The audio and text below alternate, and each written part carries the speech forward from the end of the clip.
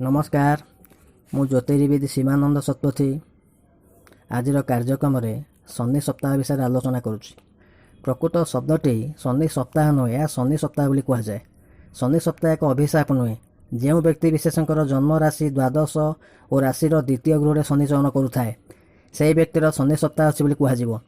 आगामी 2020 जानुरी 5 तारिख शनि धनु राशि मकर राशि को चलन हे। तेणु धनु मकर और कुंभ राशि व्यक्ति शनि सप्ताह हेब। शनि एक मंथर गति गति करुवा ग्रह अटे। यह प्रत्येक राशि को 30 वर्ष थे चयन हुए। प्रति राशि एक 2 वर्ष 6 मास व 30 मास अवधि पर्यंत रुहे। वर्तमान धनु बिछा और मकर राशि शनि सप्ताह जोग अच्छी। अधिकांश लोकों धारणा जे सप्तम शनि को शनि सप्ताह कहुए, किंतु यह संपूर्ण अमूलक मिथ्या अटे।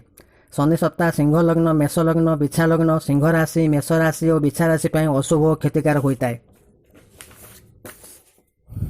जड़े पूर्णायु वयस्क व्यक्ति क्षेत्र में जीवन परिसर मध्य शनि चलन बा शनि सप्ताह 3 थर घटी थाए।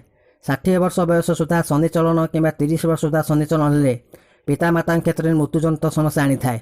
निजे व्यक्ति विशेष क्षेत्र में दुर्घटना, मानसिक विकारग्रस्त, आंठुगंटी पीड़ा, उदर जंत्रणा, बड़ धर अस्त्रोपचार बा सर्जरी संभावना डाकी आनी थाए। अधिकांश घरोई संस्थार कर्मचारी को बारंबार बासस्थान कि कर्मसंस्थान को बारंबार स्थानांतर कराई थाए।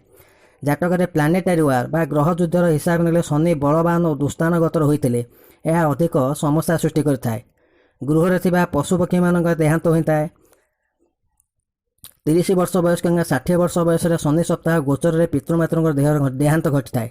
किसी कांश देखा जाए शनि सप्ताह किसी लोकंर मुंड चंदा हो ब्रेन डिजर्डर बा मस्तिष्क विकृतिर संभावना देखा जाए। जातक शनि बलवान होई अन्य पाप ग्रहर दृष्टांत प्रभाव थे शनि सप्ताह मारात्मक होता है।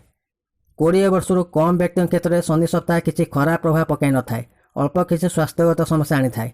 जन्म शनि, द्वादश शनि और द्वितीय शनि मध्य द्वादश शनि अधिक क्षतिकारक होता है। हिंदू धर्मर लोक मानी शनि सप्ताह प्रतिकार करा पड़ता है। शनि सप्ताह कुप्रभाव मुक्ति पाइबा द्वात्रिंश मृत्युंजय होम कि षष्ठी पृथ्वी रुद्र पूजार आयोजन करा विधेय अटे। मु मोर यह कार्यक्रम टी स्थगित रखुची। कार्यक्रम टी पसंद लगुले लाइक, सब्सक्राइब और शेयर करेंगे। किसी आलोचना करने चाहूले दिया मोबाइल नंबर।